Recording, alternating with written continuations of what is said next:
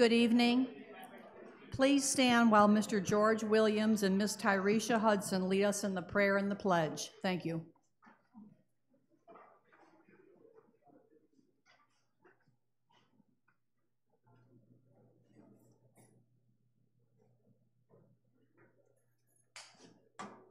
Heavenly Father, our dear Lord, we thank you for another glorious day in thy graces and under the ring of thy benefits.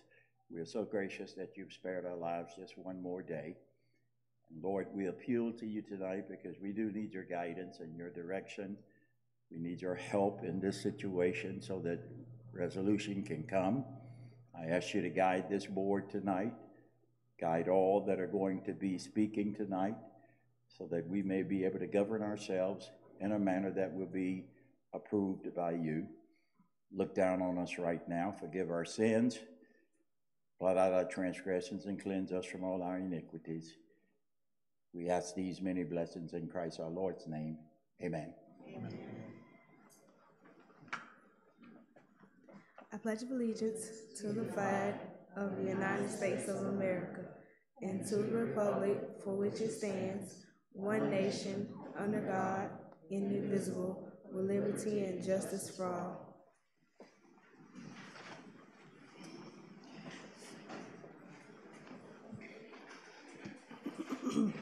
Welcome to the April 1st School Board Special Session / Workshop.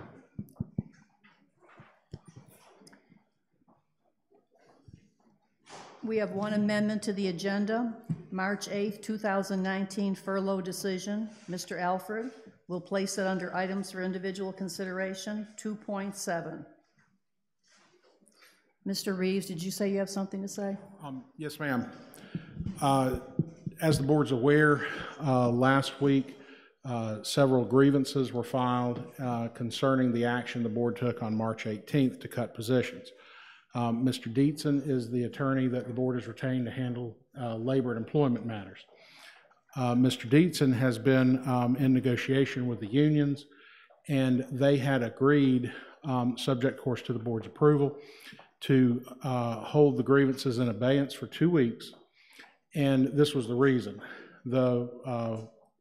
Certainly not everything in the grievances, but one of the main thrusts of the grievances was that people felt like they didn't have enough notice and didn't have time to comment and all of that on the action the board took at its March 18th meeting, the cutting of the positions.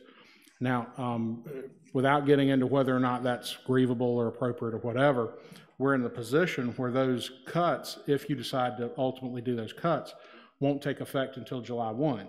So you've got time to put that back on an agenda and to solve whatever notice problems people felt they might have had. So what I would recommend is that the actions that were taken at the March 18th meeting, that those be placed on the agenda for the April 15 school board for y'all to reconsider. Now, reconsider doesn't mean you're necessarily going to change your mind, but what it does mean is that everyone would get notice, everyone would have the opportunity to, talk to board members ahead of time, to come to the meeting, express their concerns, all of that at one time. Again, I'm not saying I don't think either side is necessarily saying the other one's right, but we find ourselves in a position where it's not going to hurt anything if y'all take another look at it, give everybody another chance to come up and talk to y'all. So that would be my recommendation to the board, is that you approve that. The union, Mr. Dietzen had just forwarded me an email from Ms. Annette Kinsey saying that the union had agreed to that as well, to hold the grievances in abeyance. And just so everybody's understand, when a grievance is filed by the union, there's a process that it goes through. You've got phase 1, phase 2, et cetera, and it takes a certain amount of time to accomplish that. So the union's not saying they're going to withdraw the grievances. They're not saying they're going to withdraw the grievances no matter what you do. But the point of it is we're trying to see if we can't resolve some of the issues.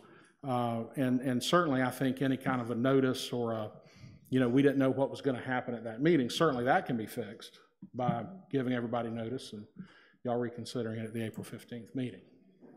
Thank you, Mr. Reeves.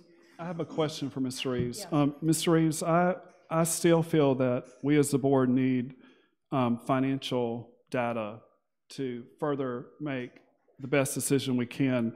And I would like to see how we need to go about to have a spreadsheet of projected fund balance with the cuts made and without the cuts made by April the 12th, if we could. I don't know how the other board members feel about it, but again, we have yet to be provided with information, financial information of what savings we need to make, what cuts have been made, and at the end of the day, just going into it, we're going to have to make at least $360,000 worth of cuts right off the bat.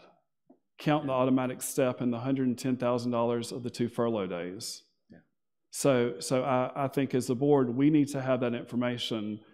And again, at this point, I don't think it's too much to ask, and I just need to know how we need to go about getting it. What I just informed y'all is not on the agenda, other than it may be in 2.3 MCEA related issues. I don't know about that. But you probably need to amend the agenda to go ahead and make the motion, second, and vote to put all that on the agenda to direct that it be placed on the agenda for the April 15 meeting, and that proper notices be given. And I think with that motion, you could direct staff to go ahead and provide just exactly what you just said, that you would, and I think what you're saying is to give a projection of the 2019-2020 budget with the showing the unrestricted fund balance, and showing it 2 ways, showing it one with the cuts and one without the cuts. Yes, sir. What y'all are talking about. So, ma'am. I feel like the cuts that was made in the last board meeting was not done appropriately, and I think they need to be taken back, and we need to look at our staffing table. How are we gonna do that by the FTEs? I don't think the cuts was appropriate and how they were done and who, the positions that were cut. Absolutely. So I think we need to go back and look at the staffing table on how many students that we have, and listen to the recommendation of the superintendent and go from there. The cuts were not, I mean, there was a lot of people cut that we need, like the HR department. I mean, there's a lot of things we need to look at. And I also brought up about talking to the staff and what are they doing in their position. Some of us up here don't know. So you're cutting people, you don't know what they're doing. So our students might need these people. Yeah. So, I mean, just to go and chop people off just chop people just because we can, I think we need to look further into doing what is best for our students. But if you remember, we received no recommendations, so we had to do something. No, we was going over the staffing table. But we had received no recommendations from the superintendent on We cuts. were going over the staffing table in order to adjust to what we needed to do for the students that we have in this county. Well, and if I can jump in, yes. Regardless of whether you want to make the cuts or don't make the cuts, I think you probably could agree, let's go ahead and put it back on the agenda on the 15th, and then all of those issues can be aired. And like I said, no one's bound to how they voted the last time. So upon reflection, if you all decide that you don't want to make the cuts, you do that. If upon reflection you think that what you did was right the first time, you can do that. You know, so I think it's without those numbers, we're not going to know if we need to make those cuts or not. Well, we've got to have those numbers. Yeah. We've got to have some projected numbers. And maybe Mr. Copeland can. Yes, I was going to ask Mr. Copeland. Yes, and we're working right now on the 2019 and 2020 projections, and we're doing that by the school level. Please bear with us. We'll have it well ahead of time for everyone before the 15th meeting. We're just, we're working with several variables, several proposed funding models from the governor, from the House, and so forth. And absolutely, I want that information pulled together just as much as y'all do. And so that is a very fair request, and would be done whether you request it or not. So we will keep you apprised of that, and we are working on that, and we'll have it. And I just wanted to add, I guess, on the subject. In January, I basically took the position to hold off on all of the cuts and at least try to get all of the employees through the end of the fiscal year. And then a couple of weeks ago, I took the position of addressing the staffing table plan. And at this point, after considering everything, and after talking to some of the ones affected, I feel, I guess I piggyback to my original position of exploring all options, and also just the cutting by attrition.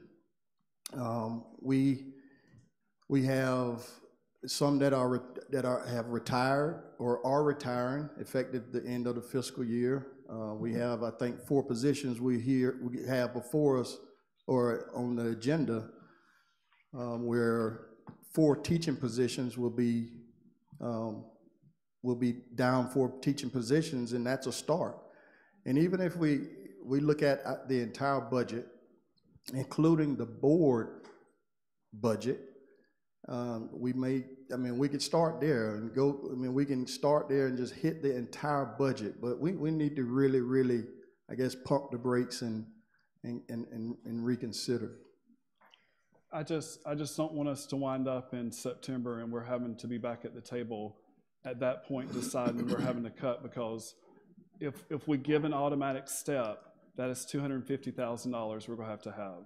Right, but if you recall, the finance department found a lot of, we went through. And I hope that's enough, but we don't know without numbers if that's enough or not. But That's we why shouldn't we need be those numbers. making any cuts if we don't know what the budget Right. is. So we're Let's cutting let Mr. people and we don't have no idea. Let's how let much money Mr. we're gonna Daniels get. finish, please, Right. and we'll go on to someone else. And Thank you. I would agree.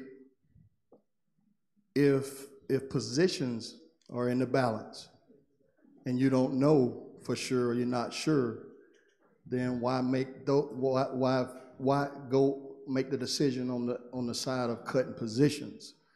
So I would say just we take a few steps back, reconsider the whole thing and the entire situation, hear from Mr. Copeland, and go from there. Okay. Anyone else would like to speak? That's exactly what I was going to say. I think we need to Okay. step back and look at what we're doing. We cut these people right here before FCAT. FSA. The morale of our staff is already down. To do that, and we don't even know what the budget is, and take those actions on cutting people right here before the FSA. To me, that was just devastating to me, because I didn't know nothing about the cuts was going to be made anyway. Not like that. I know that we was going to do the staffing table, but I didn't have no information on that. We was going to do those type of cuts and how they was being cut. Ms. Williamson?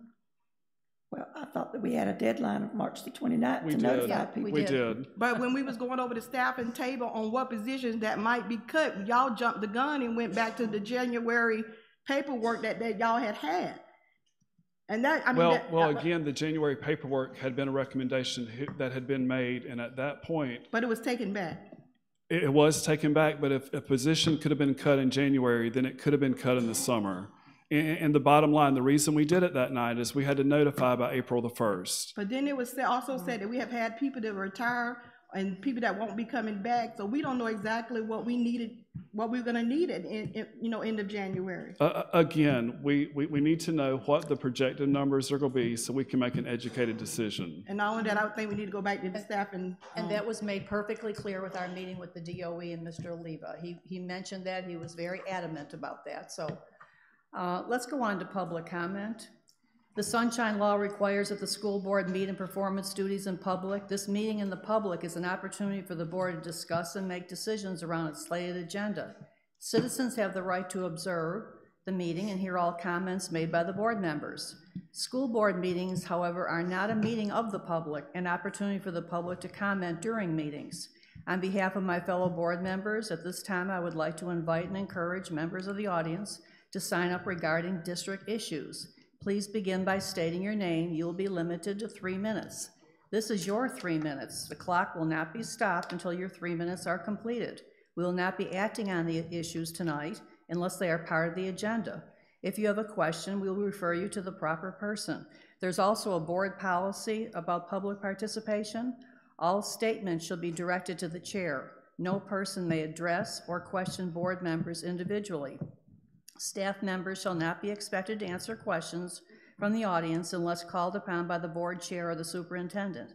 Thank you for supporting the Madison County school system. Ms. Jetta Roberts.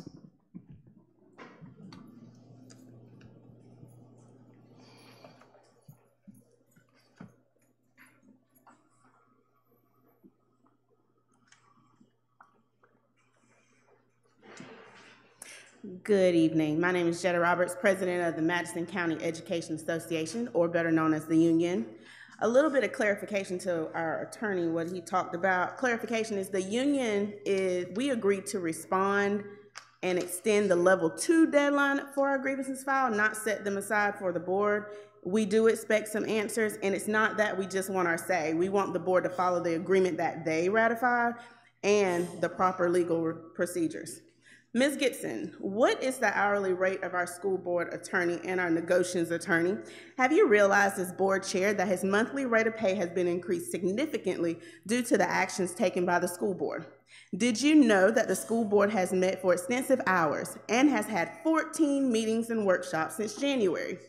This includes the unnecessary Wednesday meetings to micromanage the spending of our funds. I wonder how much money this has cost us out of our general funds. Our negotiations attorney fees have increased, however, due to all the grievances due to the actions of the school board. Currently, our fund balance is above 3%, according to Mr. Copeland.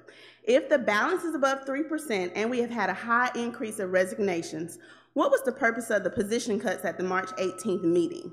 Many of the positions cut were on the initial list, but not those ESC and SAI paid positions. What was the purpose of cutting positions that do not affect the general funds? Also, the district is in better shape now than we were in January. Why did we take furlough days if you were still gonna turn around and cut the positions? Also, what's the need for this $360,000 off the top that Mr. Offer talked about? I see we've added an agenda item for Mr. Offer to address returning funds for furlough days to one employee. Isn't it true that we had more than one employee leave prior to the taking of our first furlough day? Also, remember, how can the board vote to take action on an item that must be negotiated since it was part of a ratified MOU? So remember that. Another position that you listed to cut is the HR position. Did you know that the HR's position is directly related to ensuring that all state and federal employment laws and guidelines are followed, as well as the following: certification, investigations, evaluation, and state required changes to our evaluation instrument, personnel contracts, discrimination and equity, and a list of other things. The HR director is also the district's investigator for all violations of the collective bargaining agreement, which, as you see, we have a long list of grievances. Currently, our union and the district have had and developed a great working relationship to ensure that the contract is followed. There is now a timely wrap-up to investigations of issues concerning bargaining unit members. If you cut this position, who's going to take up these job responsibilities? And if the district is focused on saving money, why cut a position that ensures that we keep our money in-house? We made good progress in building our fund balance above 3%. It does not need to be done in 1 year or at the expense of our students. Thank you. Mr. George Williams.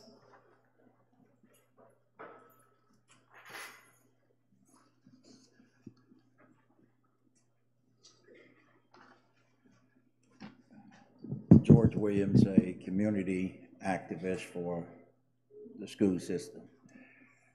I stand before you tonight because I'm very much concerned about what happened at the March 18th meeting.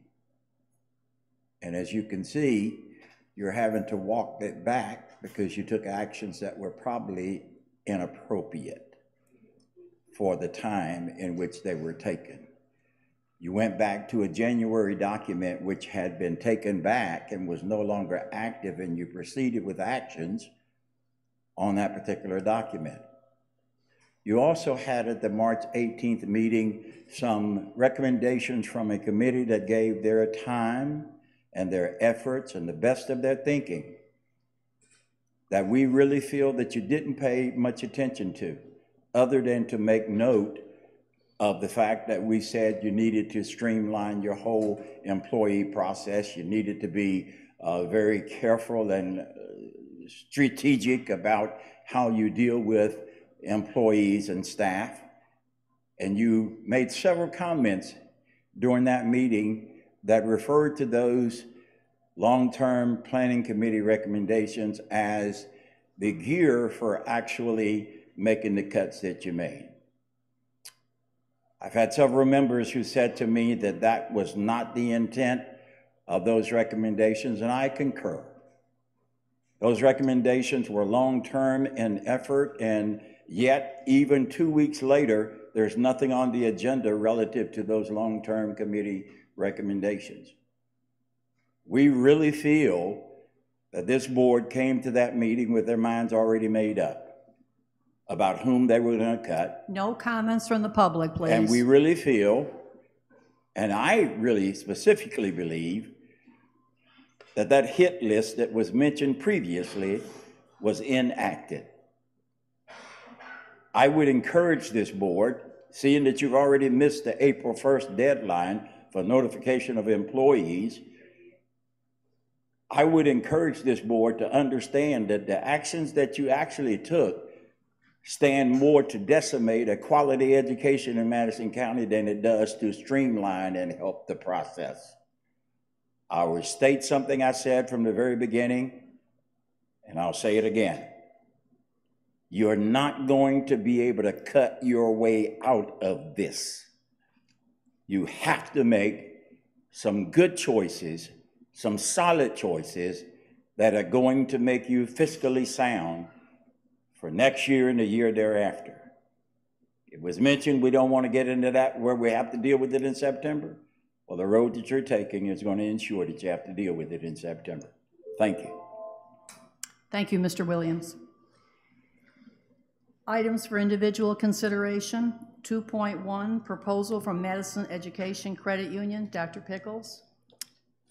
As requested by this board, you wanted a proposal from the Madison Educational Credit Association, and Ms. Shiver has presented one. It's uploaded, and Ms. Shiver is here to also present her case. There she is. I will let her speak first. Thank you, Board. And I, first of all, want to thank you for allowing us to stay in the credit union through our exam period, because that was a very trying time for us, so I appreciate that. And I also want to thank you for allowing us to stay for over 50 years in the school board. I think I've got a letter to y'all that goes over some of the things that we would like for y'all to consider. We would pay for all the supplies that were there, all the utilities, light bills, water bills, anything that's assessed to that building. And also we would clean the building ourselves. You would not have to hire somebody to come clean. So that's what we, as our credit union, we're a nonprofit. So we have a very little budget, as some of y'all are members of. So I'd just like you to consider it, us being able to stay there. Thank you, Ms. Shiver. Thank you. There is a cost savings. You'll see it's approximately about $1,200 to the city of Madison for those utilities, and the Duke Energy, it's about $3,200 annually. So that money income coming in would be treated as rental income, so then that's unrestricted monies that we could utilize. So I do, since we are unable to locate the prior agreement, Ms. Bishop has searched minute books, she's searched files, Ms. Shiver has searched all of her records. We've been unable to find one. So I do recommend they service all of our employees, they service the college employees and all their family members. So I do recommend, since they are nonprofit and they do service a lot of our employees, that we direct Mr. Reeves to draw up a new agreement that we can then keep on file and in our minutes, and allow them to continue utilizing the building. How does the board feel about this, the pleasure of the board? I don't have an issue with them being there, but I think we need to talk about the, if we are the landlord with expenses of air conditioning and plumbing, if stuff were to tear up, are we gonna be responsible for fixing it? And that's something y'all would direct me how you wanted me to do the lease. If you want, now normally, well, I'll say normally, not necessarily normally, often, the way these things are worked is you would have a certain amount of maintenance, say, put a dollar figure in there and say, well, up to blank number of dollars a year in maintenance, they would be responsible for. Anything above that, we would be responsible for. If it was our building, I mean, obviously, if it needed a new roof, you would tend to think that would be on us. If if you need a plumber to come out and unclog drain pipes or something, you would think that'd be on them. But I can draft it however y'all want. I mean, if y'all think that, leasing it to them just for the utilities means they should be responsible for all of it, I can certainly draft it that way. And Ms. Shiver nodded that yes. So I guess we could negotiate a fee up to a certain amount. So really, and until we prepare the document and y'all are looking at it, there's not, there's no decision to be made. It's just give me some ideas on what y'all are looking for to go in the document. And we can start working on it if that's the pleasure of the board. Anyone else? Yes, well, addressing that if it ever came up for sale, giving them the first right of refusal, that's, I don't have a problem with that. I think that's a good idea. How does the board feel about tabling this until May, since we have a lot going on right now? In other words, keeping things just the way they are and then bring this up in May. They'll stay in their position. No, there won't be any changes. That's fine with me. That's fine with me too. I personally would like to try to sell it to them if we could, if that would be a possibility. That was a possibility, might be a possibility. I don't know that we need to get in the business of being landlords. Not that we wouldn't want to be their landlord, but if they had the opportunity to buy it, I think that may be the avenue to, or could afford to buy it. I don't know what. I think we should take what Ms. We should what? What Ms. Gina said in consideration for them to go ahead and pay the utilities and they stay where they're at and a contract be drawn up because they've been there just like they are now over 50 years. Why not? Okay. And get Mr. Reeves to draw up a contract. Mr. Daniels?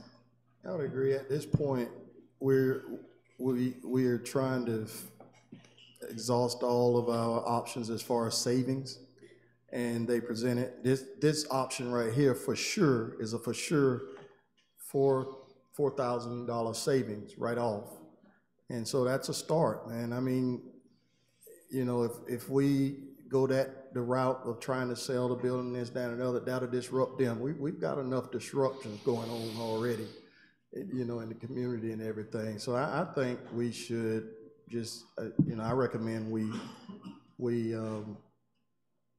accept the proposal and allow the board attorney to negotiate with them. Yeah, the reason why I brought that up, I thought we did have a lot going on, so I thought maybe if we just postponed it until May, but it's the pleasure of the board, though, it's.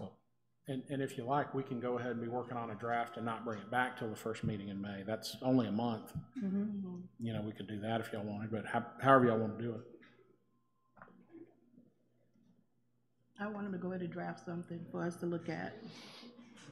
And bring it back up in May? I mean, you could draft it as soon as possible, because I agree with what she says. I think that's a savings for us. Okay.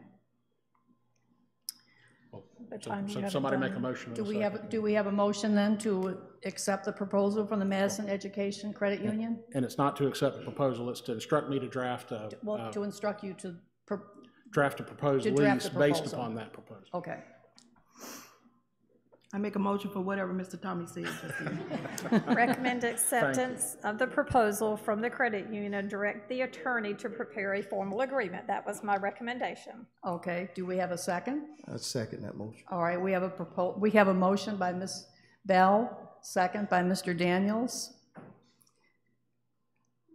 Any discussion or questions? By a show of hands, all in favor? Opposed? Becky, 5-0. 2.2, out-of-district field trips. Dr. Pickles? There are 3 field trips on this agenda, only because of the timing. Pinetta Kindergarten, and then 2 for the high school. And I do ask your approval for these out-of-district trips. Is there a motion to approve out-of-district field trips? I make a motion to approve the out-of-district field trips. We have a motion by Mr. Alford, second. Second by Ms. Bell. We have a motion to approve the out-of-district field trips. Any discussion or questions? By a show of hands, all in favor? Opposed? Becky, 5-0. These are for the next one.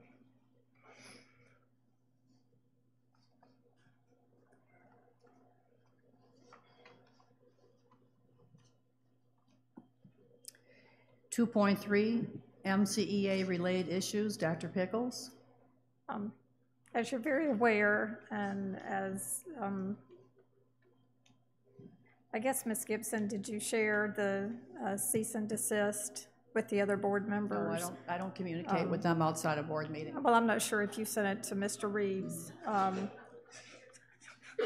Ms. Roberts.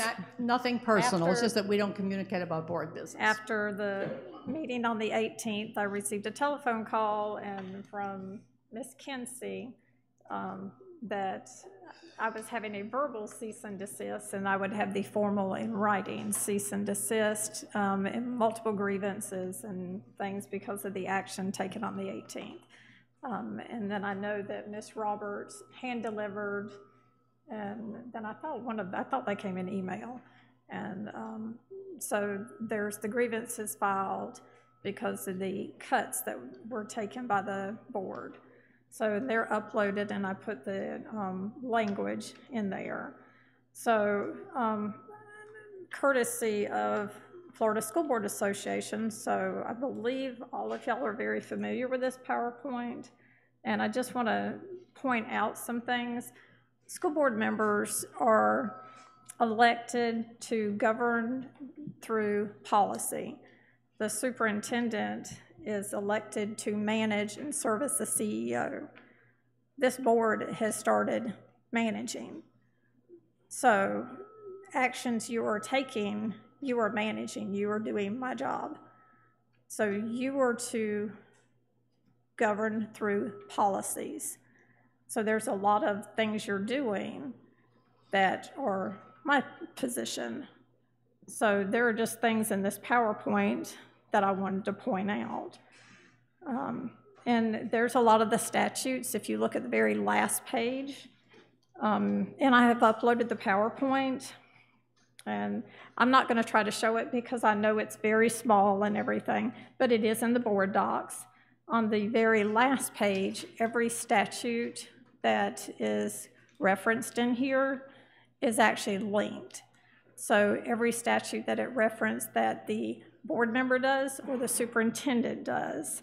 So everything relating to whether it's student welfare, to transportation, to our statutory duties, so budget and finance, personnel, everything, our educational programs, safety, everything in here. It has it a side-by-side. So even our facilities. So everything, whether it's borrowing money, adopting the budget. So you guys, they approve the final budget, you adopt it, and then through either our budget amendments, you are reviewing things that way. Actually, Mr. Copeland does most of our finance stuff. I have to go in and approve POs at certain thresholds. The personnel, I'm looking at the PowerPoint online, so I'm not sure where it is. You create the job descriptions and the positions. I'm responsible for filling those positions with the people. So there's different ways you can do it through an agenda. So you guys adopt and establish and abolish positions. I appoint, and then I supervise. So there's things like that. Our transportation, you guys authorize through our routes. So you decide what's the most effective and efficient routes, and then I have to identify the students that are eligible, and then we have to track them. So there's the things, and I determine. So it's the particular words. So through the policies, you address certain things. Our educational programs, you decide what programs we're going to offer, whether it's our CTE programs, whether it's our ESE programs, whatever programs it's going to be. But so you decide what we're going to offer to educate the children in this county. And then I have to sit and also recommend certain things. I recommend how we're going to do it. I have to recommend all the instructional materials to you. I have to make sure we have everything.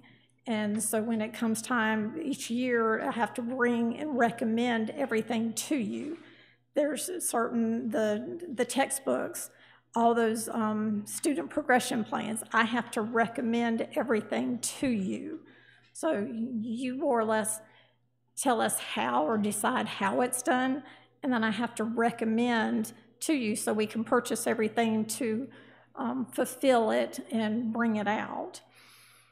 So safety is a big thing coming up this year, that and our mental health. So you decide how we're going to, you set the policies for how we're going to establish and keep the children safe. I then have to follow it and establish how we're going to do it. And I have to recommend things to you also. So we have to work hand in hand, but I have to carry out those policies. Now, I'll recommend certain things based on statute that I know is coming. Same thing with our student welfare, same thing with our food, different things like that. So all of this, but you do it through policy. But you guys have all of a sudden gotten to where you are managing. You are doing everything on this PowerPoint. You guys are all doing everything on the right-hand side. You guys are not doing the stuff on the left-hand side. And I asked Ms. Messina through the Florida School Board Association, I remember this PowerPoint when I was a new school board member.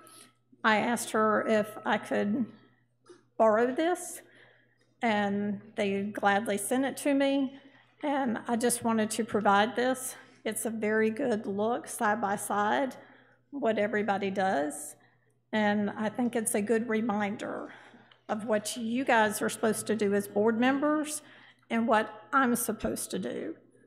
And I just wanted to bring this up because in our meeting on the 18th, I was trying to pull up the staffing allocation manual. The reason you did not get recommendations, I was trying to bring up the staffing allocation manual so we could make changes to that. Then my intent was to then say, okay, now we can schedule a special meeting to make cuts if y'all still wanted to do that. It's not my intent that we make cuts. It's been that we do it through attrition. Ms. Gibson and I have heard it now twice. We do not need to get to 5%, 6%, 10% overnight. It's we set a goal. How do we want to get there? I believe you have a copy of the DOE minutes from our last meeting. It's how quickly do we want to get there? It's also been put in there that we do away with the automatic steps. That is something this board has to do. You've also heard that from Mr. Dietzen, that you have to do away with the automatic steps. I know that Mr. Alford heard it and Ms. Williamson heard it when they were both chairs. So they were both told to do away with the automatic steps. With the exception of Ms. Bell, the other four of you were told to do away with the automatic steps by Mr. Dietzen through bargaining. So at some point, that is a hindrance. We do factor in automatic steps.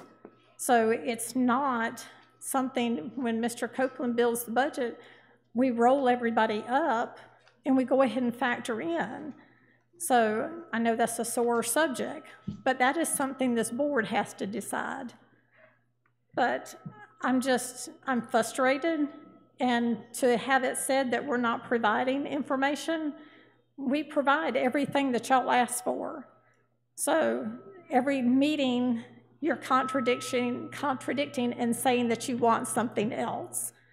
So Mr. Copeland has always provided all the financials that you've asked for.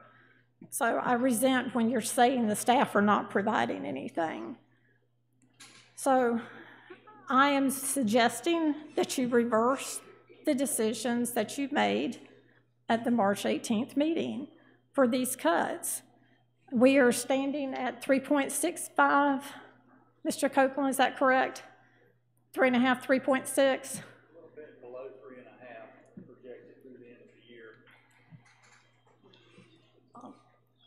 And if you do try to make cuts, a reduction in force, I'm very certain that you will lose. If other than our attrition, because they will file grievances, and then you will lose those. That's also a reason I have not suggested any cuts, because our fund balance is up above. So my recommendation is to undo or reverse all of those cuts that you made during the March 18th meeting. And we continue to move forward through attrition. There are 4 on there tonight, 2 retirements and 2 resignations, and we'll absorb. So we're not filling those teaching positions? We'll absorb, but we'll have to fill teaching positions. I actually am going to also suggest that we advertise and we do an applicant, because we have teachers that are not coming back. But you have to stop and think. If you have somebody that's at the top of if they're retiring, we may hire somebody that's at a lower pay. I just feel myself, before I decide on reversing anything, I would like to see what the projected fund balance is going to be without the cuts and with the cuts. For next year. For next year. I know we're well, Mr. Copeland can tell you. But we've got to look into, after June 30th, what is the fund Well, balance Mr. Copeland projection? can tell you the impact of the cuts that you did make. He can tell you that. He can tell you how those cuts that you made, how it's going to impact the budget. But again, is that too much to ask to have this information the 12th, and then on the meeting on the 15th, if we do see that it's above that, then we can make that decision at that point based on having the data? You realize we do not also have a budget yet for next year. I do realize use this budget. I do realize that, but again, I don't think it's too much to ask for us to have these numbers before we make this decision. Actually, Mr. Oliva at that meeting, the last meeting that we spoke at with the DOE, said it is necessary to have this information before anything is accomplished. So I'm going back to what Mr. Reeves said, to place it on the April 15th agenda to reconsider what was done on the 18th. Right. I want to remind the board how fast this fund balance can go down. You saw what happened in January due to FTE, and I don't like living on the edge. Right. I feel like I'm living on the edge right now. Over a 3-point, well, good. Well, you can imagine how how they feel, though, the ones who are getting cut. I agree. They're well, and money tells the story. That's right. My thing is, why use the cuts as a first option? That's all. I mean, I think we're so aggressively trying to get to the cuts, as opposed to all of the options. We don't need Well, let me ask you something. What are the options? Because when we talk about money, we talk about positions. And in other words, we're not going to turn the electricity off. We're not going to stop feeding the kids. I'm glad you asked. Okay, good. When we were faced with the situation in January, right, we had a list of positions, right? And we basically pumped the brakes on those cuts. And we said, Mr. Copeland, there are let us go look over the budget and see what you could find, anything that we can cut back, whether it's the board-related budget, whether it's other savings, and whatever you can come up with. And plus from retirements and those resigning and resignations and such. So I would turn to Mr. Copeland now and ask, Mr. Copeland, after we gave you that charge, how much money we surfaced as a result of that in just that little short period of time? Mr. Daniels, I can't give you a specific number number on that, but we do know that, for example, the health insurance rebate was close to $150,000 more than we expected. But I understand where you're going. We also had, at the end of January and the beginning of February, we had some resignations that I would have never budgeted for at the beginning of January. They were a surprise of sorts, but it doesn't seem like a lot of time between the 1st of January, when tough decisions were being made. We had a lot of good things happen that I necessarily did not see coming, but it worked out. Right. And the point I'm making, though, is not nothing against Mr. Copeland or anything. The point I'm making is we had a long list of positions to cut, and we were roughly at 1%, give or take, whatever, And after all of those savings from the health-related issues and the resignations and the retirements and the other areas, we're now sitting at 3.5%. Fund balance as a result of just those little efforts, just that.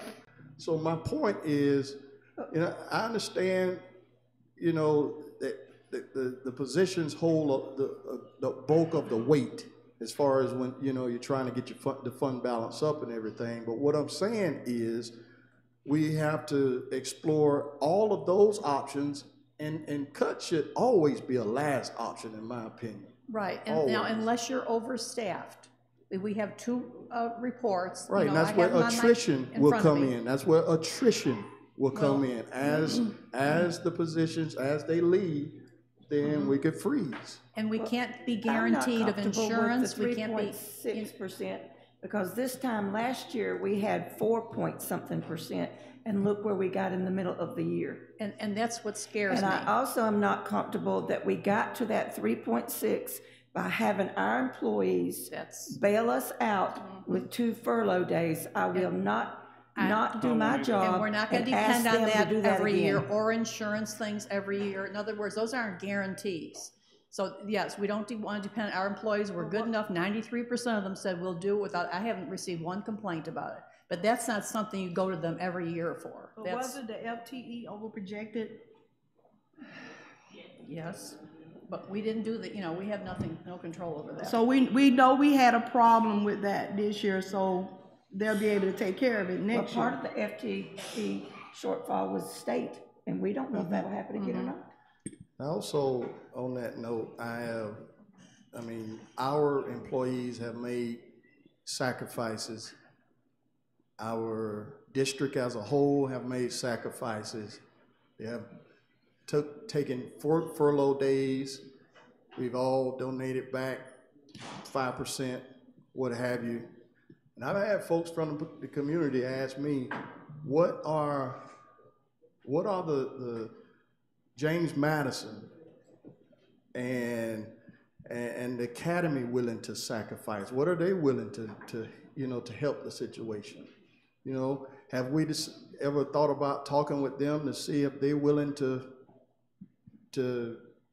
meet us at some point on some of these things that I don't really think that's fair to ask them. They get their money from the state just like we do, and they operate within their money. They're not allowed to ask us for money. We can't ask them for money. But what I'm saying is, our folks have taken furlough days, in other words, working without pay. And I'm sure that there's something something that they can do to help the situation. Something. And it won't hurt to ask. Again, Mr. Copeland, is it too much to ask that we even get a spreadsheet with without the projected cuts? What it would be? We can get it both ways. I mean, again, yeah. I myself, I do not want to cut people, but again, at the end of the day, we have to do the financial aspect of it, or we're going to be in big trouble.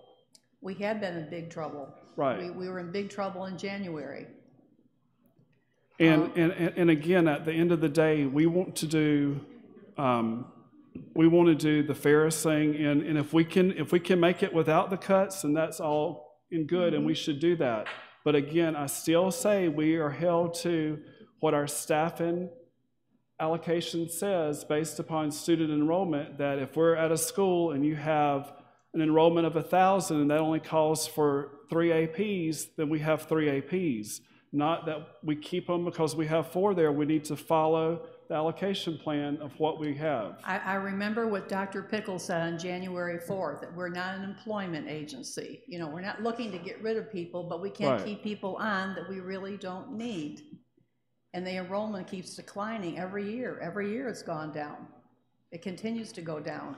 I do feel that we should be provided with the spreadsheet of the projected fund balance and come back at April 15th with an open mind concerning it to see that if we have the percentage, then I feel we should move ahead without the cuts. But if we do not have it, then we need to make decisions concerning what we're going to do. Now, what percentage are you looking at? I guess that's a discussion here. 3.5.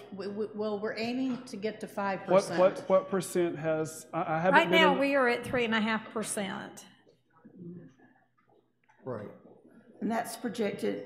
That's for June 30th. To June 30th, right? Right now, my recommendation is you reverse your actions taken at the March 18th meeting. Well, we can reverse our actions, and we can also reconsider. And Mr. Reeves has said to place it on the April 15th. Place it on the April 15th meeting. How does the board feel about that? I agree with Ms. Pickles. I agree. All right, do we have a motion to reconsider our actions regarding positions on the meeting of the 18th? A motion to do any of that. So somebody needs to make a motion. Okay, go ahead and make a motion.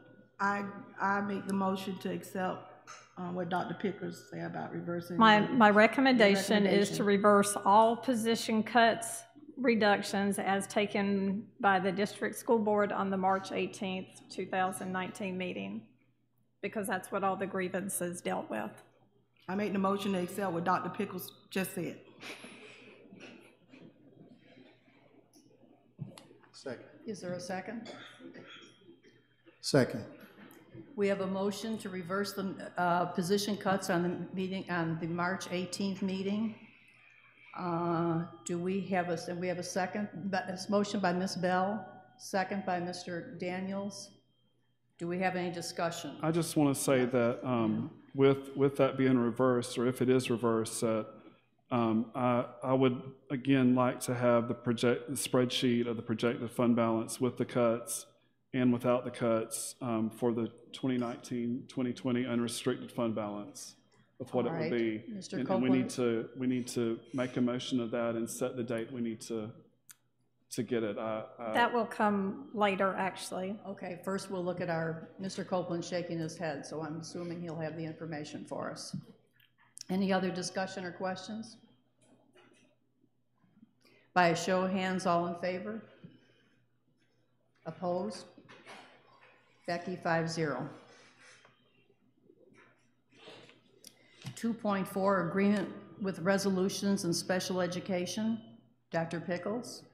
There's a proposal with RISE. Periodically, there's needs dealing with special education matters. I'm not sure if you've had any questions. I haven't heard from anybody. Resolutions and special education deals with the majority of the counties in the Panhandle area. We were actually one of the districts they did not have an agreement with. And so they would be as needed basis. We would contact them and they would provide services for the district. And this agreement would come out of IDEA. So I do recommend the approval of the RISE agreement. Okay, I want to just get this perfectly clear. It's $67.50, a flat fee? Yes, the consultation fees, yes. Okay, this will come out of ESC IDEA funds? The IDA. And there's no hourly to this? Mm. Okay. This is the flat. Mm-hmm. Okay. I make the motion to approve the RISE contract, Madam Chair. We have a motion by Mr. Alfred, second. Second. Second by Ms. Bell. Any questions or discussions? By a show of hands, all in favor? Opposed? 5-0, Ms. Becky. 2.5, curriculum update and information, Dr. Pickles. Ms. Hill, I believe she has spoken to each of you. She's also emailed you some proposed changes, but she's here to answer any questions. Thank you. It's about time that we start looking at the student progression plan and the changes that need to be made for next year. You know, as we talk about budgets, I'll tell you that when we met with the chancellor, one of the suggestions he gave was that we not only look at cuts, but we look at how we can generate more funds. And so one of the proposals here for the student progression plan will actually help generate funds, FTE funds for next year. Let's start with the elementary student progression plan. In 2013, the district decided to move toward standards-based reporting for grades K to 2. We started that process, but with turnover of district staff, that kind of stalled. And so we are going back now to try to complete that process.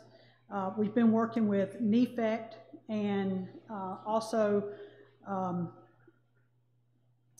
Levy County has been helping us with a transition plan to get the standards-based report cards going. And so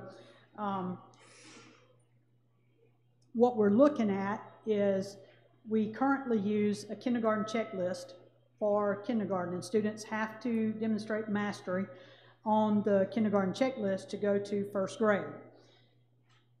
Instead of using a checklist and a report card with number grades, what we're proposing is to go to a standards-based report card, which would include those things that had been on the kindergarten checklist, plus a few more standards that a team of kindergarten and first grade teachers met together and chose as standards that are necessary for a student to be successful in first grade. So we've identified those standards, and as we move forward, the next part would be to get that information out to parents. We decided to just focus on kindergarten for the first year because those students are moving out of pre-K, where they currently use a standards checklist, and they would be the first group as kindergartners to use a standards-based report card. That way parents know exactly what their children can do and cannot do. Right now we send a report card home and it says they have a 60. That doesn't really tell a parent what the child can do and cannot do. That's an average. And so we want to give the parents more information. We want to tell them they have to be able to name all of their letters. They have to be able to count from 1 to 20. We want to give them specific information so that they can help their students be able to meet those standards. And so we have a proposed report card that has the standards on it. And so our goal is to be able to start that next year with kindergarten. That's not really a change to the student progression plan, but it's actually following more of what the student progression plan actually says we're supposed to do. The next thing I want to look at is the change to the high school student progression plan. Currently, our high school students, once they complete their credits or they get near completion of their credits, they are not required to come to school or to be registered for a class the whole day. And so when I sat down and figured it up, we're losing about $40,000 of FTE funds because students don't want to come to school. Mainly the seniors don't want to come to school a whole day, and I get that. There are programs that we can put in place that will allow them to go to work or to get community service hours. We can really try to encourage them to get some industry certifications, and with the combination of dual enrollment mixed with that, then students shouldn't have a hard time finding something that's beneficial for them for a whole school day.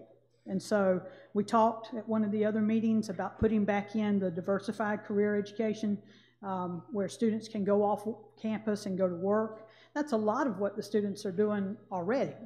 And so, but we would have to have someone supervising, checking in on them. They would have to turn in their timesheets, but we would get the FTE for it. And so that would generate funds that we lost this year because those students were not enrolled in a class for 8 periods. The other thing that I want to look at is in the past, when we've been on the 8-block schedule, we upped the graduation requirements. Well, this time when they moved back to the 8 periods, they did not up the graduation requirements. And so we really need to look at doing that. Because as it stands right now, a student could finish all of their credits as a junior. And if they want to graduate early, that's fine. We could work with them on that. That's definitely an option for them. But we need to make sure that that's the intent and not, well, I just got all my credits and so I'm going to hang out my senior year. That's wasted time for students. And so we want to make sure that we're giving them a quality education, and part of that is giving them courses that will help them once they graduate. So if we could look at, for this year's incoming 9th graders, moving them up to 28 credits out of the 32, then that gives them plenty of opportunities, but it would also allow them to, like I say, earn some more industry certifications or take some other courses that will help them as they prepare for college or the career that they choose.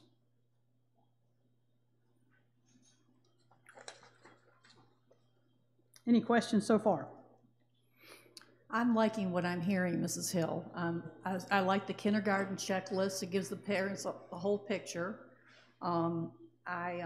Again, this, like you said, many of our students work anyway, so why not get the FTE credit for it?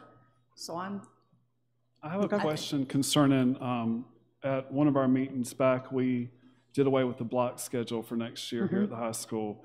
And I want to know from the industrial certification teachers, how is that will affect their programs, such as welding and those programs that because now they'll be going back to the 50 minutes a day, or? Was that a decision that was made? I thought we had voted on it.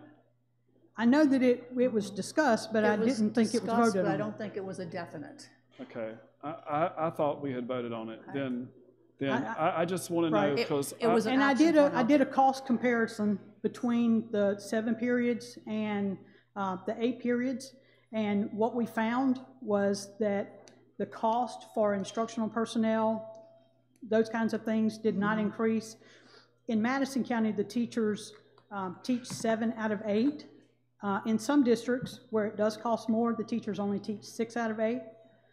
Because our teachers teach 7 out of 8, it doesn't cost any more money. Where we found it cost us was those seniors who weren't staying for a whole day, or who weren't enrolled in a job program or something like that. And so the money that we lost actually had more to do with what we have in the student progression plan than the schedule itself. I just wanted to make sure that we didn't do something that would hurt those certification programs, because it does provide a lot of bonus points here at the high school for grade-wise. It does. I think that was an option, Mr. Alford. I just don't want us to do something that's going to hurt right. the high school with the grades and not being able to, because that is what helps them get their grade. It does help. In all reality. Yes. Those acceleration points are very, very beneficial. The last thing that I want to look at is the way we have our dual enrollment program set up. Dual enrollment is the program that allows high school students and even middle school students in some cases to earn college credit. In talking with the counselor here at the high school and talking with the community college, there are some issues that we need to address. Unfortunately, students, when the legislature opened it up to allow 6th through 12th graders to take dual enrollment classes, it opened up some issues that I don't think folks were expecting. At least the legislature wasn't expecting, and that is students deciding they wanted to start dual enrollment before they were ready. And yes, there is criteria that the students have to meet. They have to score a certain score on a placement test. However, what we found is students who start taking freshman college English at the same time they're taking high school freshman English is not a good thing. And what's happening is students are jumping into dual enrollment, not making the grades that they need to make, and losing their opportunity to do dual enrollment again until they're out of high school. And so we're looking at putting some requirements in place. I've been talking with North Florida, and they are also looking at putting some requirements in on their side. But as I've talked with other districts, some of them require the students to start off taking one class, then they can add another class, and then they can add another class each semester, so that they can see how difficult it is going to be. And so there's a progression of courses that the community college recommends, and I'll be bringing those to you before we move forward with making those changes. I think you mentioned it was a study skills class. It might be the first class, which I thought was a wonderful idea. North Florida recommends a study skills class as the very first dual enrollment class, because they teach the students how to take online classes and how to submit assignments, and what the expectations are going to be at the college level and that kind of stuff. And those students need that before they take a regular dual enrollment class. Ms. Hill, I see where add the requirements at ENC 1101 and 1102 be taken after the student completes English 1 and 2 at the high school. So after their sophomore year, they could? Yes. And that gives them plenty of time to get that in, because each one is a semester-long class. So they really could knock out 1101 and 1102 their junior year. Or they could take one their junior year and one their senior year. So, okay, I see what you're saying. No, I think it's a good idea to add some requirements. It's scary that correct me if I'm wrong, you said a 6th grade through 12th grade could? They can. That's, if we have students that young, then we need to be looking as a district, why aren't we providing more rigor in our schools where they can have, even for your high schoolers, I mean, I think that needs to be looked at of I mean, do we need to raise the rigor where the classes are offered here, where we can challenge them? Because, I mean, that's awful young to be going to North Florida. Right.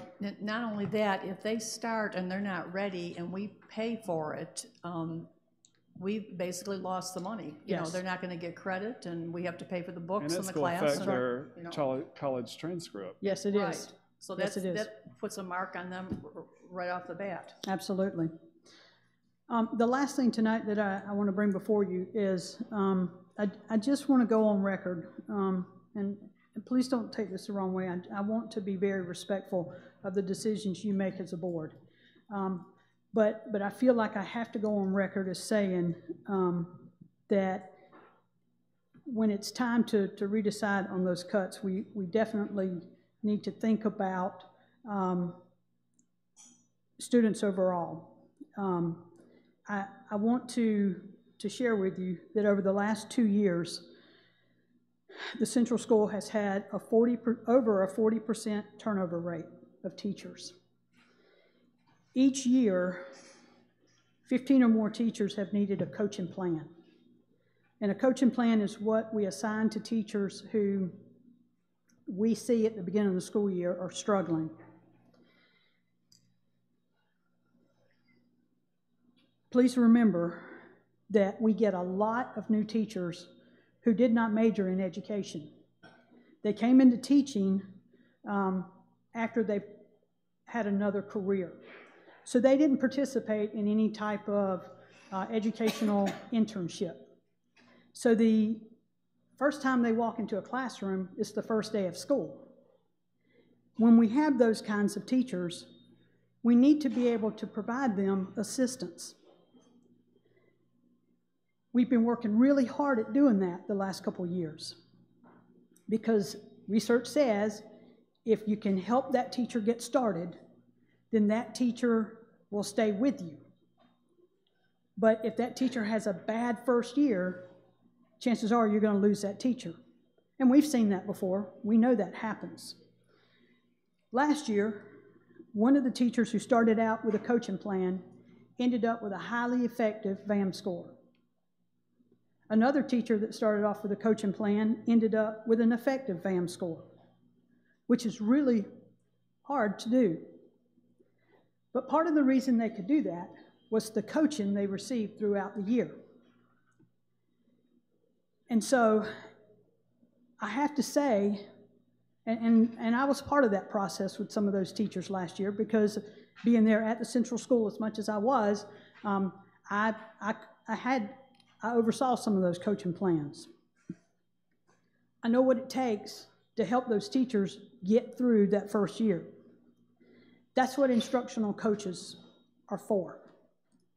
They're there to help those teachers become better teachers to produce better students.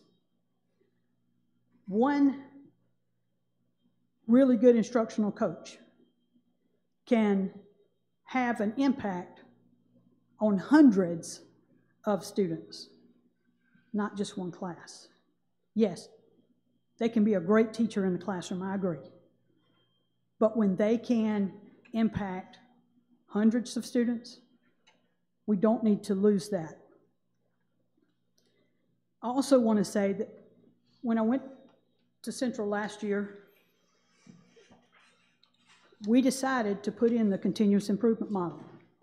The continuous improvement model was what we had put in place at the high school the year we went from from an F to a C. It helped turn around our school. Last year, we started midway through the year with the continuous improvement model, and Central went from a D to a C. The research shows that the continuous improvement model is an effective turnaround program, and it can take schools from low performing to high performing. I ask that you reconsider coaches, the continuous improvement specialist, because those are positions that help drive the instruction for all of those students who desperately need good teachers. And so I just felt like I had to go on record as saying that we please reconsider that, because as your curriculum coordinator, you know, I focus on the instruction, and it's my professional recommendation that we keep those positions for the reasons I listed. Thank you. Oh, I have a question Yes. concerning, last week you had sent us an email during the meeting concerning that if the 7th and 8th grades was sent to the high school and the middle schoolers go back to the school, that Central will be an F.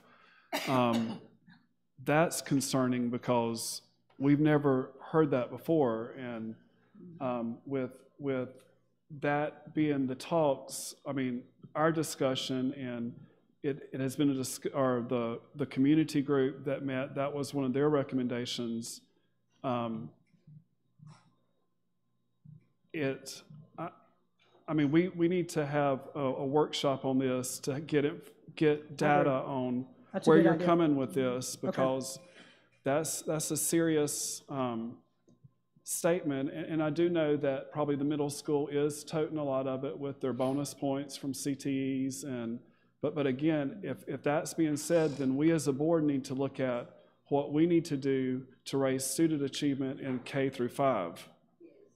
I mean, that's the issue, because it will never catch up. And if you're dependent on the middle school to always tote your grade there, that's unrealistic. Well, and I see what you're saying, and it's not that we're dependent on them, but I wanted you to realize the fallout, the immediate fallout of making that kind of decision. It was strictly meant to give you information. I took the school grade from last year, where Central was a C, and I pulled out the outline sixth graders who had come from the outline schools, and 7th and 8th grade, and the points that were left would have generated a very high F. And so I just feel like we need to look at that. You needed to know that. Before you made a decision. No, I appreciate you telling us, because we need to know that and looking at how we need to put all our resources in K through 5 and trying to bring it up, because if not, we are down. It's still an F. It's still, I mean, and again, if heaven forbid that something were to happen where we did have to shut down outlying schools and they become charters, suddenly your middle school is going to go out to the outlying schools. If it goes from a K to an 8, and you're going to be stuck at Central with an F. So that's where, if that truly is the reality of this, then we as a board need to look at all of our focus going on K through 5 and trying to raise those students to where they are at grade level or close to proficient. Right. But and because we also need to look at the last 2 years, I have seen that, especially after spending as much time at Central as I did last year. We have got to focus more of our resources on getting those students up to grade level. And just not at Central, at all the schools, it needs to be looked at. If you're below grade level in the 3rd grade, then you need to try to get them caught up, because reality, if you're past 5th grade, you're not going to get caught up. Right. It's hard to catch up after 3rd grade. Right. I think we talked about that, and I think you're starting with this kindergarten checklist right here. Yes. Because in the past, I know throughout the years, sometimes they say push them on, other times they say retain them. We've been through all kinds of philosophies by different principals, superintendents, or whatever. But I don't know if that's the problem here, but they may have been just pushed on, not ready. And by the time they get to 3rd grade, then if they haven't been retained, I don't know what the statistics are here. Right. But we know it's not good if they're not ready, if they're getting pushed on. We've had years where we would retain. We've had years where that's been going on for the last 40, 50 where years. we promoted and it all comes back to you have to provide the interventions. Right. So that those students can be successful. And that's the MTSS process. We need to be looking at that. We need to be studying, are we providing students with the interventions they need? I know that Ms. Dixon has brought in a new intervention program for K-2, and they're trying to get that off the ground going. But yes, Mr. Alford, you are correct. We have got to look at our K-2 especially and make sure that our students go to third grade on grade level. What are they doing right now, though, let's say? I mean, for instance, a first grader, they have certain requirements to go to second grade. And are they retaining them if need be? Yes. They are doing that? Yes. Okay. But it's based on report card in first grade. Right. And so then you get an average. So, you know, I think once we move forward with, you know, did they master the standards? Then we're going to see a different level of student. Thank you so much for getting us all this information, Mrs. Hill. 2.6 personnel recommendations, Dr. Pickles. Based off of performance evaluations, we do have some teachers that were non-recommended back, so you have a list of some positions we would like to go ahead and advertise, and you'll have that list available. And we want to advertise this as a pool so that it's available and up there. I think usually we have it advertised for like 30 days. And so you'll see there's English, science, math, social studies, PE, and then elementary ed, K-6, and then pre-K to 3. So there is that. And then there's personnel changes for this meeting. We have the non-instructional recommendations. There are 2 at the district level. They were both internal. We're doing some shifting around, trying to help Mr. Copeland out in finance. I'm just kind of rearranging duties there. And then we also did the food service secretary interviews this morning. And so doing some shifting there. I have 2 employees at Pinetta, 2 of our teachers that are requesting leave for the remainder of the year. And then I have resignations and retirements, and then screen school volunteers there. So I have that list available. And then I have our administrative recommendations that usually we've already kind of brought to you. So if you'll recall, I had the whole PowerPoint why I tried to justify every administrative position to you. So I do have that list. I do have their funding source for you. I have a vacancy now at a school level that I'm going to have to do something with. So I have the district level, and I have them by their positions, have their funding source, so you can see which ones are just total general fund. So I only have 4 that are total general funds, and then all the rest are split funded somehow through some grants or either total grant funded. So I only have 4. 2 are, well, one's our transportation, one's our maintenance, then Ms. Hill out of curriculum, and then our finance. Everybody else is split funded somehow. Then I listed our school-based administrators. So depending on what the board does with our APs, right now they are part general fund, part Title I with our summer. I've got to do something. I need a principal due to Miss Joseph, her retirement. So I was going to do an internal only interviewing and move one because you also wanted to cut an AP. So I was going to do internal interviews and move somebody. So that's the reason it also says general funds. And then I have our confidential employees. So I do ask for your approval of all the personnel recommendations. I have a question concerning the instructional pool.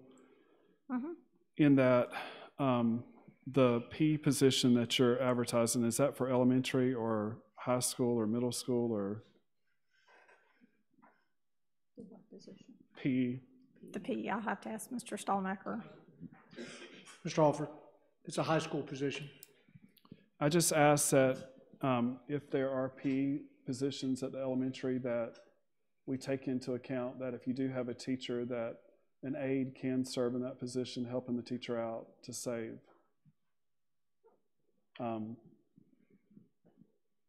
In the future, if we have any at the elementary level,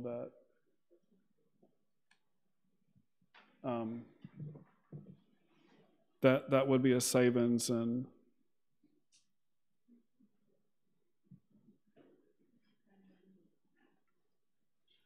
but again, this is only a pool just to start trying to attract some teachers. And I think there's a career fair coming up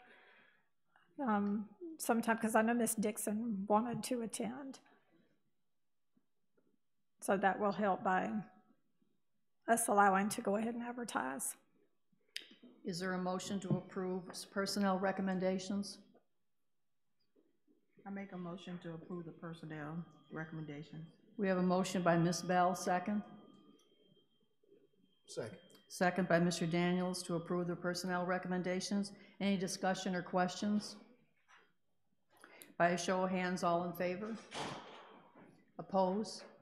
5-0, Becky. 2.7, placeholder for March 8th, 2019 furlough decision. Mr. Alford? Yes, ma'am. Thank you. We had an employee who, and it may be other employees, who her last day of service was March the 6th, and the furlough day was the 8th. And with it being that month, it was deducted from her check being that month. She had asked about it. I had asked Mr. Reeves, and I guess it needs to go to the union to determine how they feel concerning it. But I feel that if it's within the month, then we need to look at refunding the money. It would be the other furlough day if it was an employee, and it may be another employee in the district that occurred. I don't know. Mm-hmm. I think there is. There are a couple that have left. There's 4. I think there's 2 or 3. I think within March. Then we need to look at them. I think that's fair to the employee. Especially if it were before the date of the furlough.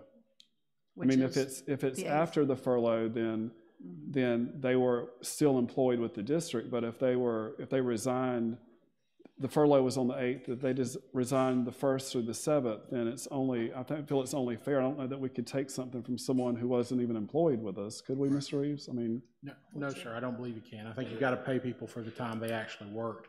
The idea with the furlough days was you had 2 furlough days. Well, instead of deducting all the money from those months where the furloughs occurred, it was spread out with everybody's agreement. It was spread out over several months.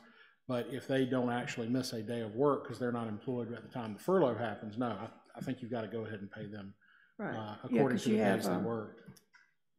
2 on the resignations for this that we just approved, right. A bus driver and a custodian. What I think you could do. One of them's the 3.6 and the other one's 3.7. I think for the non-union positions, y'all could go ahead and do that and say, that basically all you're saying is you've got to pay people for the time they work, and then you could instruct staff to make a proposal to the union that the same thing be done for the union employees, but of course that's subject to negotiation. We just want to be fair with all employees, and it doesn't seem too fair that we're deducting money and you weren't even employed at that time.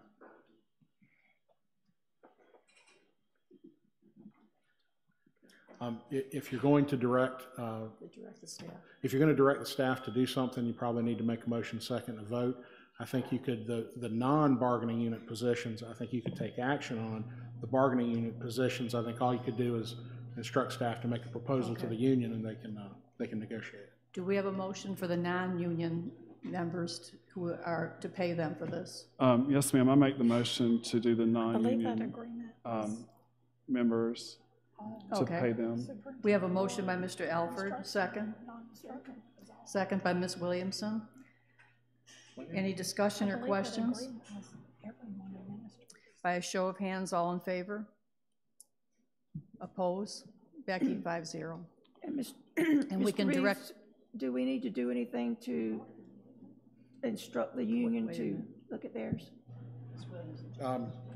Yes, ma'am. I think it's not instruct them, but you'd make the proposal to the union, and that would be they would bargain on that and decide what they want to do for their members. I think Dr. Pickles had another opinion, if you want to share. I'm just trying to pull up the, and it may be something we have to ask Ms. Kinsey. Ms. Kinsey, wasn't that agreement superintendent, board members, administrative, instructional, and non-instructional? So that would have to be bargained, correct? I would think you'd have to get clarification from Mr. Dietzen. Okay. Well, let's get clarification then. Since it was at a bargained, Yeah. I mean, the agreement included everybody. Well, yeah. I mean, the agreement included that the furlough days would apply to everyone, but okay. It doesn't matter. Let's go ahead and let Mr. Dietzen give us an opinion on that. I was trying to pull up the agreement. Okay. Okay. It's probably better to be safe than sorry. Dr. Pickles? Sorry, that's right. Mm-hmm. I have the agreement if you need to see it. Doesn't it list everybody? Yes, ma'am. Okay. I would think we would have to just get clarification from Mr. Dietzen. All right, we'll do that. Agenda review. So where does this stand, Ms. Reeves? So let's go ahead and we can go ahead and certainly make the proposal to the union, and then we'll just bring back the non-union people. If that wasn't part of the agreement, if it is part of the agreement, that'll be part of the proposal. So my recommendation would be withdraw the motion at this time, and we'll proceed through Mr. Dietzen. Okay. No, just if they wish to We'll withdraw the motion then. Okay. Agenda review. For the April 15th meeting, for items under consent, we have our prior minutes, we have technology related, we have surplus technology disposal, we have our 2019-20 school calendar. Ms. Roderick has grant-related items. There's Best and Brightest Teacher Scholarship and the Title II Part A. And then there's one staff trip coming out of the mini grant. Under our individual items, we have 2 field trips, the high school high-tech trip to Tallahassee, and then the central school pre-K trip. And then we will have the employee non-instructional and instructional recommendations to go ahead and list for you. And then we do have one job description revision. It's a slight addition. It's due to some issues with the prior funding source. We're having to have a title change. So Title I will just no longer pay for the parent facilitator due to that name change. So we're gonna rename it pretty much the same job description. If you do not approve it, we're gonna have to find another funding source, pretty much general funds. So that's the reason I would ask that you go ahead and review that ahead of time and ask me if you have any questions. Actually, when I get down to the superintendent items, if you want to talk about it then, we can discuss it then. And then Mr. What is this Copeland, current job, excuse me? parent facilitator. And then the financials. So a very short agenda for that one.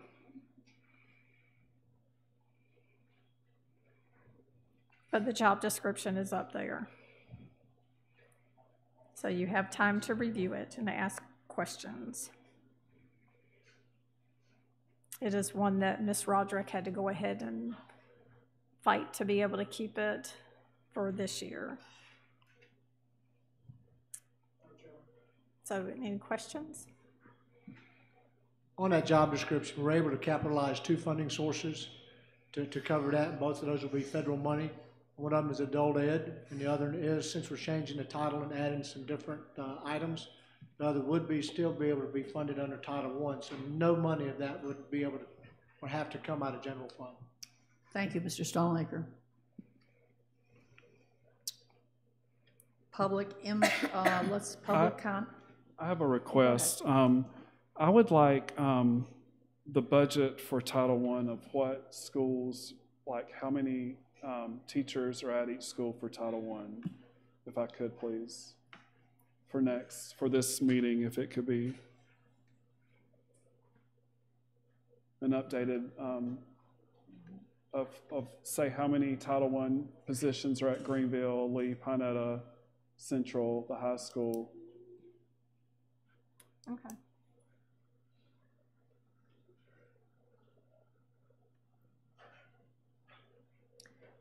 Public comment, comments from the public. We have one more.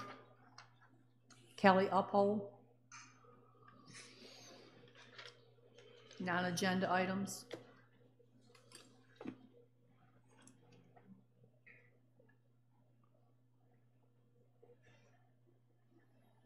Good evening. My name is Kelly Uphold. Back in January, I don't know if you remember or not, I brought my little child up here, Mary. I asked for you to not forget her, but it seems you have, because here we are back again discussing ESC cuts. I, along with other special education parents, were under the impression that you were not going to be making cuts to our ESC department. I do understand that it is now going to be revisited back in April, so I do have some questions and concerns. First off, do you guys each have a pen? We cannot ask questions of the board members. Okay, will you write my phone number down? It's that. 464-7182. Before you make any decisions on our ESC department, will you please call me? Can you promise me that? I am a parent to a special needs child. I have a lot of friends with special needs children. I don't think you know what the positions do that you want to cut. I don't know if you've had any children in the special education department. I don't know if you've ever been around special education children. But I would ask that you would get my input as a parent before you even bring any of it up. Okay. So, do you know why we need a staffing specialist? Yes or no? These so-called non-essential positions that you are willing to cut, they are absolutely necessary to ensure the success of our children. A staffing specialist makes sure that our schools and teachers have the resources to ensure a student with a disability have the necessary tools and therapies and accommodations to ensure their success. My child has a disability, and so she needs accommodations to succeed in the classroom. It's actually her legal right to be in a classroom with her peers. Okay, I'm running out of time now. Okay. I'm asking you why you must make it harder for our children. Our students have the right to an education and the services that they need. And I keep wondering what's next. I mean, back in January it was ESC cuts. Now we're here again. I don't even understand why they're being brought up for elimination, because how does our district plan on accommodating our students? If my child's disability wasn't enough to worry about, now I have to worry every month whether she's going to have the necessary services to ensure her success in school.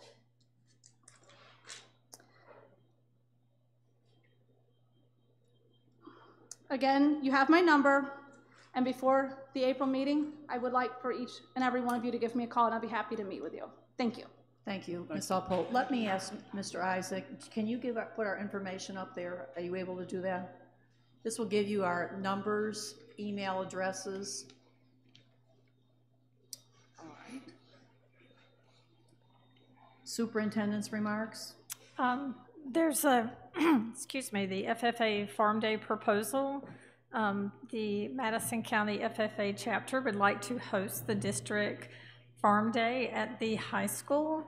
So there's a proposal. They would like to have a petting zoo owned either by the school or FFA chapter members. So I'd just like for you to read this, and I do recommend all of this. I think it's a great opportunity. I was actually talking, I know there's a lot going on through 4-H right now with the animals, and we're trying to promote all of this. I know that Ms. Morris is really trying to do a lot. In fact, our plant sale started today. I was not able to go out there, So Ms. Morris would like to have a hayride, the tractor, all kinds of stuff, just really promote everything going on at the farm. So I just think this is a great opportunity and for all the students in our county. And I just wanted to let you know about this. And I do encourage all of this. You have the minutes from our recent meeting that Ms. Gibson and I attended with the Chancellor and Ms. Messina with the Florida School Board Association. Some of the things that we pointed out and everything that were really pointed out more to us that we talked about that were great things pointed out. We talked about the block scheduling, changing our student progression plan, which Ms. Hill talked about. We pointed out the suggested changes that the board has really talked about as far as school consolidation reconfiguration. So we talked about it. They had our cost report and really looking at it and got to really questioning our undercapacity of certain schools and really pointed out that it's not feasible and it's very hard to operate a school with less than 200, 250 children. And we have to set some parameters and decide how we're going to fund these schools and keep these schools open. Ms. Gibson did point out that we wanted to pull 6th grade back, and then it was also noted that we're also going to, by pulling 6th grade back and pushing 7th and 8th to the high school, that was one of the proposals, we're going to also now lower our capacity even more at our largest school. So there were some things that were pointed out, and I had to make sure they also understood at 2 of our schools by pushing 6th grade back, we do not have the capacity at 2 of those schools. So we're going to have to purchase portables. So there are some things that came out of this meeting, so I do encourage you to read that. So with that said, I want to schedule a meeting for next week. I think we have to look at everything. I think you guys need everything. I think Mr. Reeves has a conflict Monday, I believe. Do you have a conflict? That's right. Okay. So I want us to look at the cost report for every school so that you understand that it costs $6,000, $5,000 to $6,000 to educate at Central, but it costs almost $10,000 to educate a child at Greenville, but it's due to the population size. So we're going to have all the numbers for you. I'm going to try to work on just hypotheticals next week with everything you've said. So by pushing kids back and doing everything, but if you want to push kids back, it's also going to cost portables. They're $100,000 each. So, but I want to lay out everything, let y'all make the decisions. So I want to take the recommendations from the long-term planning committee, wherever Mr. Williams is. We look at those. We look at all of these studies we've had done because we haven't stopped long enough to look at anything and review anything. So there's a lot of things that we need to look at. I have a draft agenda. I have now added the budgets to that draft agenda. So we can review those next week. I just need to know if this is something you want to do, don't want to do. You don't want to review all this data. I can work up the hypotheticals the best we can and using our budget. You proposing? I'm sorry? What day and time are you proposing? Mr. Reeves can't meet Monday, so if you want Mr. Reeves, this is just a workshop. I will try to present. I've been trying to write down, going back through meetings, everything that's been suggested, trying to write it down. And we will talk about it. If it's still something you want to consider, I'll write it down as something that was suggested y'all want to do. And if y'all want to consider it still, there will be a consensus. Otherwise, we'll take it off the table and consider something else. But it's up to y'all when you want to meet. I definitely want to meet, and I want to hear get as much information as you can provide. Dr. Pickles, how does the board feel about this?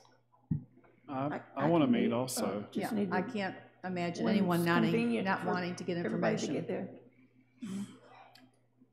Okay, Mr. Reeves, you have a previous engagement for Monday, right?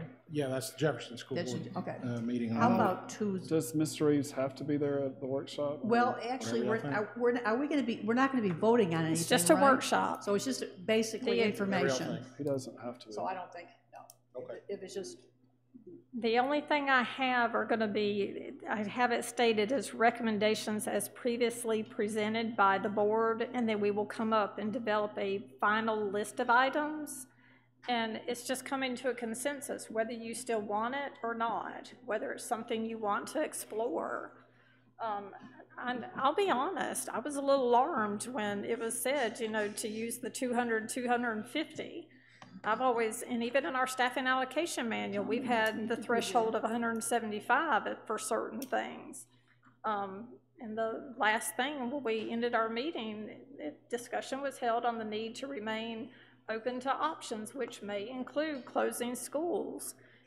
It was harped several times. You can't operate a school with less than 200 to 250 kids. So, I mean, we're gonna have to make decisions on how we can streamline, how we can cut back, where else we can do things. We, as previously asked, we found the funding model, different funding formulas as you've asked for. We've gathered staffing plans from other districts. We've got to revise our staffing allocation plan, however you want to do it, and streamline it even more. But we've got to have starting points. and did you mention we'd be going over these studies that we had performed? They're here? listed on there too, yes, okay, ma'am. Good. So basically, this would be an information meeting then, no voting. No voting. How does the board feel about this? Information overload. I mean, I feel we need to do it, especially since we're back talking about school closures, and I mean, we need all the information, all the facts. We need the information, and again, we need to try to operate as efficiently as we can, and I don't know that we've done that at these outlying schools. Okay. Ms. Bell? So we're proposing Monday at 6. Monday at 6, Dr. Pickles? Is that good with everybody? And I think by the looks of the audience, we can all fit into the county office too. Okay. We'll meet at the county office at 6 o'clock. Mr. Daniels, an agreement? Okay. Would concerning the committee that was the recommendations from the committee, would some representatives from that be there so we can have a firsthand of what they're saying? Mr. Williams is nodding his head yes. Because it's important that we hear from them, not just what's on the paper, but actually hear from them of what they had. If I may, Ms. Gibson. Yes. Ms. Alford, we totally agree, and I'm sure that we can have members on that committee there. I think it's important that we hear what their ideas were and to try to implement those in every way we can in what we're trying to do. And because again, I can only speak for myself, but I want us to try to keep all the schools open. It never has been my intent to want to shut down any school. And again, as Mr. Daniels said, with the cuts being easy, sometimes I think that's an easy statement to say, just shut down the schools. And I'm really afraid that when that starts, you're going to start a chain reaction here in the district with the charter companies requesting the school buildings. I think they're waiting just to pounce on us right now. And it'll start a chain reaction where when one school closes, then we're going to be forced to do 2 more, and then you're suddenly going to have 3 charter schools here in the district, 3 additional charter schools in the district. What does Taylor County do in staying within a cost effectiveness for Steinhatchee when they have 57 kids? How do they manage that? Can somebody check on that? They have a specific funding source in the It's a remote school. It's a remote school grant. Yeah, and they're getting quite a bit of money for that. And I think they scored an F too last year. But they're about 50 miles from Taylor though, aren't they? I mean, they're quite a ways away, yeah. Ms. Pickles, Yes, Can ma'am. y'all also check with Hamilton County, because Hamilton County did consolidate their schools, and that's something you probably check on also, what they did with their buildings after they did consolidate their schools. They were old. Yeah. We have new buildings, and the moment we exit those buildings, the next day, a high probability that a charter company will be here asking for the keys to the building. And they're eligible to take the keys, Yes. aren't they? Yes, ma'am. You have to give it to them. And I feel that we need to do all we can to try to stay open, because the moment that happens, it's going to be bad news. I think we're gonna be okay. I'll go out on a limb and say we're gonna be okay. We'll be okay. Mr. Reeves? No, ma'am, not unless you have questions of me. Ms. Williamson? Yes. I want to congratulate our valedictorian, Reese Rutherford, and our salutatorian, Justin. I guess he goes by Justin Burnett. And I also want to thank Ms. Walgoose for her email where she outlined everything that's going on at the high school between now and the end of the school year. I like that too. Ms. Bell? Mr. Alford? No, ma'am. Mr. Daniels? I got a couple of things. First of all, we had a passing of a longtime Central employee, Miss Marie Brown.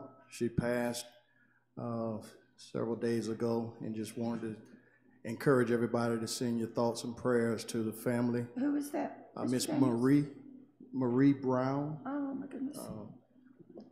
Worked over at Central a number of years. Did we get that on our email? I mean, I don't remember seeing that No, I don't think sent to us.